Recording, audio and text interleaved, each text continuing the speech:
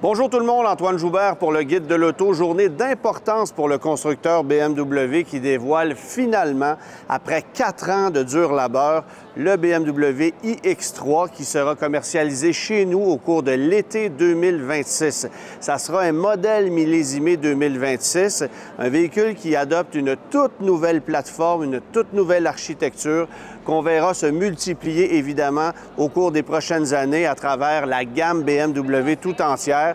On sait déjà que la i3 sera la seconde voiture électrifiée à utiliser cette plateforme qu'on lance aujourd'hui. Évidemment, un véhicule de grande importance pour le constructeur puisque c'est un segment de véhicules super populaire à travers la planète tout entière.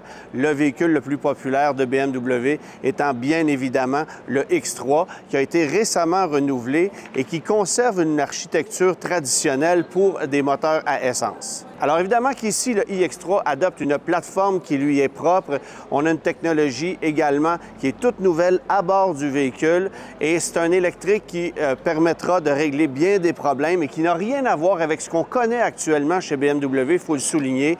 Donc, pas de technologie partagée, par exemple, avec le iX qu'on commercialise depuis plusieurs années. Ici, on a 2 moteurs électriques, évidemment, un sur chaque essieu. Ça permet d'aller chercher une puissance de 463 chevaux, 476 livres-pieds de couple.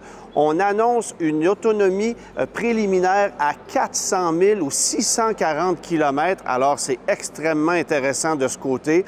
Et on dit qu'on serait capable de recharger le véhicule à une vitesse de 400 kW, ce qui permettrait de le ravitailler de 10 à 80 en 21 minutes. Bon, évidemment, les normes WLTP ici en Europe sont encore plus positives, mais les 400 000 annoncés, ce sont les normes EPA. Alors, on s'attend à ce que ce soit très près de ce qu'on annonce actuellement comme autonomie et évidemment à ce que les performances soient au rendez-vous. Vous allez remarquer également que la robe, évidemment, est celle d'un VUS compact, mais un véhicule qui est peut-être un peu plus large, un peu plus bas, beaucoup plus aérodynamique que le X3 qu'on connaît actuellement, puisqu'ici, on a un coefficient de traînée de seulement 0,24, ce qui se situe parmi les meilleurs dans le monde des VUS. Évidemment, Tesla a l'avantage avec le modèle Y, mais c'est un véhicule qui viendra justement rivaliser avec le Tesla modèle Y qui est en sérieuse perte de vitesse actuellement pour un paquet de raisons. Alors, BMW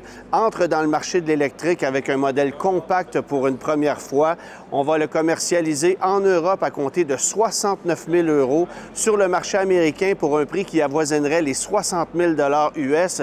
On n'a pas encore annoncé le prix officiel sur le marché canadien, mais attendez-vous à une somme qui avoisinerait les 80 000 $. Et il faut bien évidemment s'attendre à ce que le Canada reçoive uniquement des versions à 4 roues motrices parce qu'on dit que les États-Unis pourraient aussi recevoir une version propulsée qui serait évidemment moins puissante.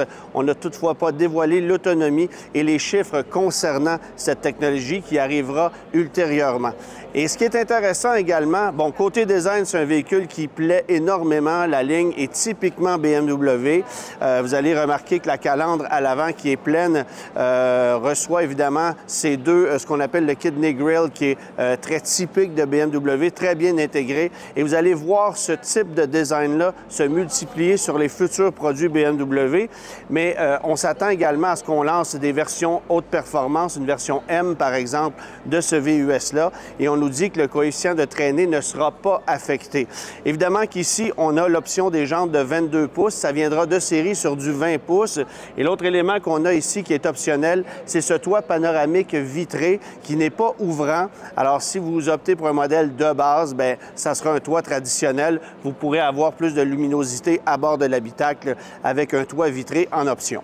Plusieurs trucs à mentionner, évidemment, à bord du BMW iX3. Évidemment, c'est l'espace qu'on y retrouve. La position de conduite est plus basse que celle d'un X3 qu'on commercialise actuellement. Évidemment que la planche de bord a été complètement repensée. Il y a un nouvel système iDrive qu'on reçoit dans ce véhicule-là avec cet écran qui ceinture toute la base du pare-brise. Ça rappelle un peu ce qu'on retrouve depuis quelque temps du côté de chez Lincoln, mais avec évidemment une utilisation qui est complètement complètement différente et l'écran qui tombe parfaitement sous la main ici, il faudra l'utiliser de façon plus exhaustive pour voir si l'ergonomie est au rendez-vous, mais ça semble beaucoup plus efficace que ce qu'on connaît actuellement chez d'autres produits BMW et ça, on va le retrouver dans la plupart des futurs produits BMW qui seront commercialisés au cours des prochaines années, autant dans les modèles électrifiés que dans les modèles à essence traditionnels qui n'utiliseront pas cette plateforme. Alors, c'est bon de le souligner. Et ce qu'il faut aussi savoir, c'est que BMW nous annonce actuellement vouloir lancer 40 nouveautés d'ici la fin de 2027, soit des véhicules 100% renouvelés ou des modèles partiellement renouvelés. Mais il y aura énormément de changements du côté de chez BMW dans les 2 années à venir. Évidemment que ça inclut aussi la berline i3 qui dérivera directement de ce VUS iX3, un véhicule qui est évidemment plus pratique parce que c'est un VUS avec un espace cargo de 520 litres à l'arrière, un autre espace cargo de 58 litres sous le capot. Alors, bien sûr que la formule VUS plaît énormément, mais on conserve également la formule voiture avec la future i3 et on lancera dès l'année prochaine la nouvelle génération de la série 3 qui n'aura rien à voir évidemment avec ce qu'on voit présentement. C'est une voiture qui devrait probablement exploiter la technologie du X3 qui a été lancée l'année dernière. Alors, ce véhicule-ci, comme je le disais, arrivera chez nous fin du printemps, début de l'été 2026. Ça sera très attendu. On a hâte de voir également quelles seront les versions, l'équipement de série qui n'a pas encore été confirmé, mais beaucoup de couleurs, de configurations, de matériaux qui sont disponibles pour personnaliser le véhicule. Et évidemment, bien, ça viendra avec des mises à jour info-nuagiques en continu pour que tout reste à jour à bord du véhicule. Ça vient également avec un système de conduite semi-autonome très évolué. On nous a énormément parlé de la facilité de conduite de ce véhicule-ci et on nous promet également une conduite beaucoup plus dynamique que la moyenne des autres VUS électriques en compétition. Il y en a énormément de ces véhicules-là. Alors, il faudra le mettre à l'essai pour pouvoir confirmer le tout. Quel sera le prix final de ce produit-là? On a bien hâte de le savoir aussi, mais attendez-vous encore une fois à une facture qui avoisinera les 80 000 canadiens en prix de base. Quelques petits points à souligner en terminant. Sachez d'abord que le BMW iX3 reçoit un port NACS. Évidemment, c'est la tendance sur le marché nord-américain. 30% des matériaux utilisés pour la fabrication du iX3 sont recyclés. Alors, évidemment, c'est un pourcentage très élevé.